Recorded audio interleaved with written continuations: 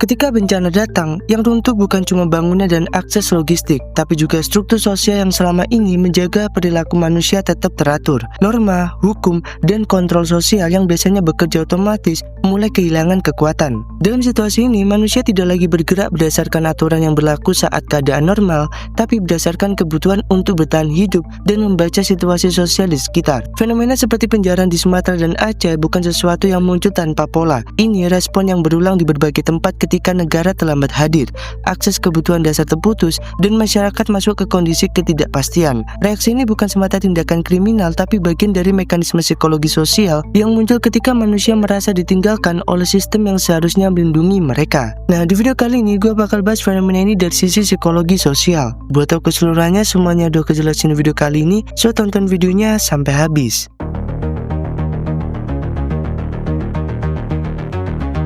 Yang terjadi pada masyarakat ketika bencana besar muncul bukan cuma soal banjir, gempa, atau rumah yang tenggelam. Yang runtuh pertama kali bukan bangunan, tapi struktur sosial yang selama ini jadi pegangan. Dalam kehidupan normal, manusia bergerak dalam aturan. Ada hukum, ada aparat, ada norma yang ngikut perilaku. Semua orang ngerti batasnya, ngerti mana yang boleh dan mana yang enggak. Tapi begitu krisis datang dan sistem gagal berfungsi, aturan itu nggak punya kekuatan lagi. Yang tersisa cuma situasi kosong tanpa arah. Kondisi ini dalam psikologi sosial dikenal sebagai anomi, seperti yang dijelaskan Durkheim, yaitu keadaan ketika masyarakat nggak lagi punya rujukan moral yang stabil. Kalau dilihat di lapangan, keruntuhan struktur sosial nggak terjadi pelan-pelan, dia jatuh tiba-tiba. Begitu akses logistik putus, listrik mati, jalur komunikasi lumpuh, dan negara nggak segera hadir, yang biasanya jadi sumber kontrol sosial seperti polisi, aparat desa, atau lembaga resmi, tiba-tiba nggak punya daya. Bahkan bukan karena mereka nggak mau bergerak, tapi karena sistemnya sendiri macet. Saat itu, masyarakat mulai merasa nggak ada lagi yang mengatur, mengontrol,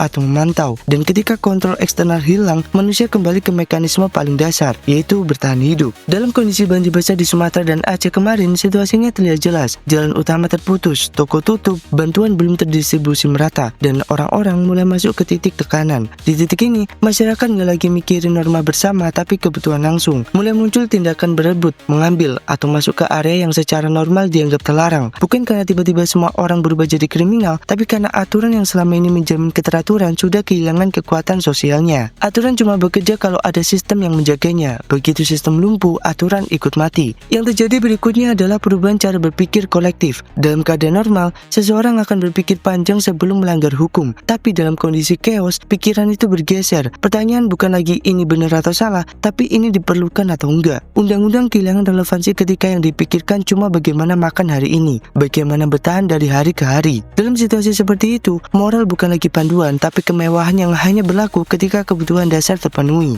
Keruntuhan struktur sosial bikin masyarakat kehilangan arah karena norma yang biasanya tidak perlu dipikirkan tiba-tiba nggak berlaku. Selama hidup normal, aturan itu terasa otomatis, tapi ketika semuanya hilang, masyarakat berdiri tanpa fondasi sosial. Anomi adalah kondisi kosong, bukan kondisi liar karena pilihan manusia jahat, tapi karena sistem yang gagal menjaga kestabilan. Manusia lalu bergerak berdasarkan urgensi, bukan etika. Di titik ini, penjarahan bukan lagi kriminalitas murni, tapi respon langsung terhadap absennya sistem. Situasi ini menjelaskan kenapa dalam banyak bencana, termasuk yang terjadi di Sumatera, masyarakat mulai mengambil barang dari toko, sembako, atau gudang logistik. Buat sebagian orang, tindakan itu terkesan brutal, tapi di dalam kondisi keruntuhan tata sosial, perilaku itu muncul sebagai bentuk adaptasi. Masyarakat merasa tidak ada lagi struktur yang menjamin hak, bantuan, atau pemerataan. Ketika negara lambat hadir, masyarakat mengambil alih keputusan distribusi dengan caranya sendiri. Struktur sosial adalah sesuatu yang rapuh. Selama ia bekerja, semua terlihat stabil. Tapi begitu ada krisis besar dan sistem gagal jadi penyangga, masyarakat nggak punya alasan lagi buat tunduk pada aturan. Dari titik itu, perilaku yang dalam kondisi normal dianggap menyimpang berubah jadi sesuatu yang hampir bisa diterima karena situasinya memaksa. Yang terjadi bukan hilangnya moralitas, tapi hilangnya sistem yang selama ini menopang moralitas agar bisa berjalan. Dan dari sini, fenomena penjarahan mulai jadi pola, bukan pengecualian. Karena ketika struktur sosial runtuh, manusia nggak lagi bergerak berdasarkan aturan bersama, tapi berdasarkan kebutuhan paling dasar, yaitu bertahan, hidup, dan memastikan keluarganya tetap selamat. Sebelum siapapun menyalahkan tindakan itu, penting melihat bahwa penjarahan bukan titik awal masalah, melainkan gejala dari sistem yang gagal hadir ketika masyarakat paling membutuhkannya.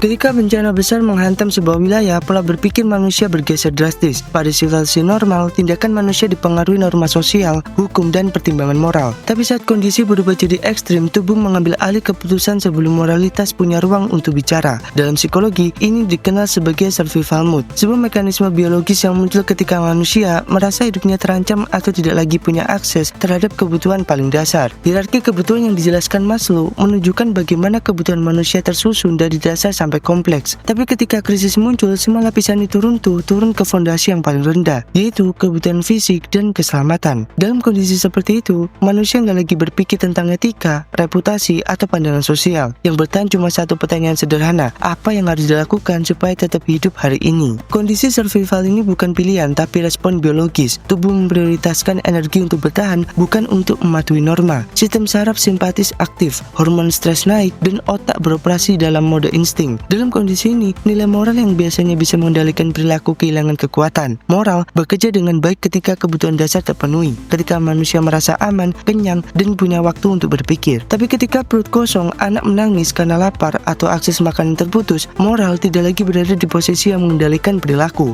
Realita ini terlihat jelas pada bencana banjir besar di Sumatera dan Aceh. Bantuan datang tapi tidak serentak, distribusi tidak merata, ada warga yang sudah 3 hari tanpa akses makanan layak. Toko tutup karena terendam, jalanan putus, dan logistik tertahan. Dalam situasi seperti itu, sebagian orang mulai mengambil barang dari minimarket atau toko sembako yang kebanjiran atau tidak lagi dijaga. Bukan karena perubahan moral mendadak, tapi karena mekanisme bertahan hidup bekerja lebih cepat dari proses berpikir rasional. Dalam banyak rekaman video dari lapangan, terlihat bagaimana proses itu terjadi. Ada orang yang awalnya cuma melihat situasi, lalu ada yang mulai mengambil satu barang. Setelah itu, yang lain ikut. Mereka tidak sedang merencanakan tindak kriminal, mereka sedang bereaksi terhadap kekosongan akses kebutuhan dasar. Pada titik ini, tindakan mengambil makanan atau kebutuhan penting bukan lagi soal benar atau salah dalam konteks moral, tapi soal bertahan hidup ketika negara belum hadir dan sistem distribusi belum berjalan. Secara psikologis, survival mode mempersempit fokus manusia. Perspektif jangka panjang hilang, masa depan tidak lagi terlihat penting. Yang nyata cuma sekarang. Yang dibutuhkan bukan konsekuensi hukum atau norma sosial, tapi sumber energi untuk bertahan hidup. Fenomena ini terjadi di seluruh dunia ketika bencana besar melumpuhkan sistem, dan bukan fenomena unik pada satu negara atau satu budaya. Yang sering jadi perdebatan adalah apakah tindakan itu bisa dibenarkan atau tidak. Tapi jika dilihat dari sisi psikologi sosial, tindakan itu bukan sekedar perilaku menyimpang, tetapi reaksi terhadap absennya pemenuhan kebutuhan dasar. Ketika akses makanan, minum, obat, dan keselamatan tidak tersedia, perilaku manusia mengikuti insting biologis yang lebih tua dari aturan sosial manapun. Dalam konteks ini, penjarahan yang terjadi bukan titik awal masalah, tapi tanda bahwa sistem tidak mampu mempertahankan fungsi dasarnya. Masyarakat tidak bergerak dalam situasi normal, tetapi dalam realitas yang memaksa mereka memprioritaskan kehidupan dibandingkan ketaatan. Survival mode muncul ketika negara, sistem distribusi, dan struktur sosial gagal memberi jaminan paling dasar. Masa depan tidak lagi terlihat penting. Yang nyata cuma sekarang. Yang dibutuhkan bukan konsekuensi hukum atau norma sosial, tapi sumber energi untuk bertahan hidup. Dan pada titik itu, manusia berhenti berpikir sebagai bagian dari masyarakat dan mulai berpikir sebagai individu yang bertanggung jawab atas hidupnya sendiri dan orang yang bergantung padanya. Di situ, moral bukan hilang. Moral hanya kalah oleh kebutuhan paling dasar yang tidak bisa ditunda.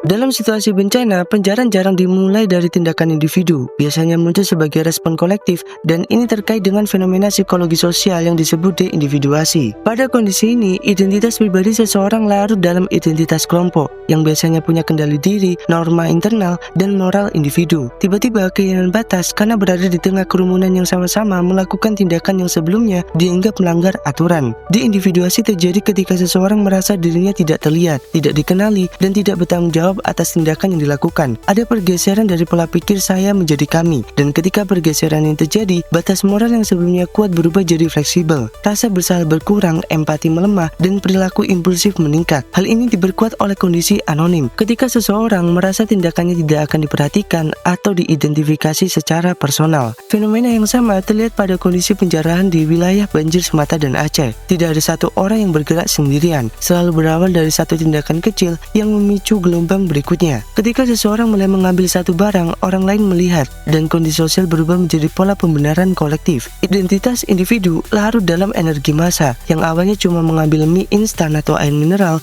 berubah jadi tindakan lebih jauh, mengambil rokok, pakaian, bahan bakar, bahkan barang elektronik. Bukan karena barang itu dibutuhkan, tapi karena kerumunan sudah memberikan legitimasi sosial bahwa tindakan itu diterima oleh kelompok dalam situasi tersebut. Ini juga menjelaskan kenapa tindakan yang awalnya terlihat kecil bisa berkembang cepat menjadi tindakan destruktif. Energi sosial dalam kerumunan bergerak seperti gelombang. Ketika satu batas dilewati, batas berikutnya jadi lebih mudah dilanggar. Pada akhirnya, penjarahan bukan lagi tentang kebutuhan atau logika bertahan hidup, tapi tentang dinamika psikologis massa yang kehilangan identitas personal dan bergerak dengan impuls tanpa pemikiran panjang. Diindividuasi menunjukkan bahwa perilaku manusia bukan hanya dipengaruhi moral internal, tetapi juga oleh konteks sosial yang menyelimuti mereka. Situasi bencana menciptakan kondisi di mana struktur norma melemah, dan ketika kerumunan terbentuk, identitas individu hilang. Dalam kondisi ini, seseorang bisa melakukan hal yang sebelumnya tidak pernah terpikirkan karena dia tidak lagi merasa dirinya sebagai individu yang bertanggung jawab, tetapi bagian dari massa yang bergerak tanpa arah moral yang jelas.